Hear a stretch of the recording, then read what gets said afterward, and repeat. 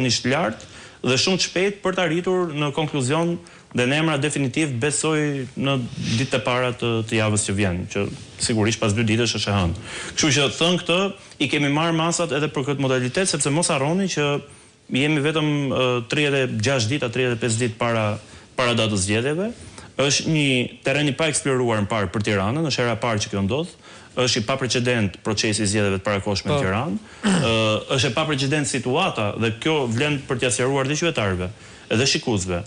E paprecedent është edhe situata në cilën ndodhet Tirana. Domethënë një kryetar bashkie në burg për korrupsion, i gjithë zinxhiri drejtues i bashkisë në burg për korrupsion, dhe mazhoranca del dhe pretendon që do fitojë dhe më thellë. Kjo tregon që në Tiranë dhe kudo dhe do vazhdojmë atë që ka arritur kryetari në burg, ne do ta çojmë përpara. Ndërkohë ai që mbolli 1 milion pemë pyllin orbital imagjinar tin, ta do mbjellin 2 milion pemë, pra do vjedhin 2 fishën e tij.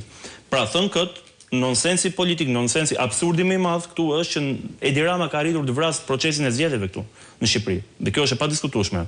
Në aspektin e interesit politik, patjetër PD-ja mund të kishte patur dhe qasje të drejt për drejt interesit të ngushtë politik dhe të respektimit ligjit, mund të kishte dalë dhe me qasjen që duke qenë se këto janë zgjedhje antikushtetuese për shkak se presidenti ka dekretuar në mënyrë antikushtetuese datën e zgjedhjeve në datën 9 nëntor, ne mund të lenim dhe terrenin bosh, por sërish këtu duke hequr nga vetja, duke marrë përsipër dhe duke marrë parasysh interesin e gjithë opozitës, gjithë qytetarëve të Tiranës, që duan të çlirohen nga ky makt që i ka kapur, nga ky model vjedhje, PD-ja nuk mundet ta lërë garën bosh dhe nuk mundet ta lë territorin bosh. E ka provuar një herë këtë eksperiment në vitin 2019 dhe ka rezultuar me pasoja afatgjate politike.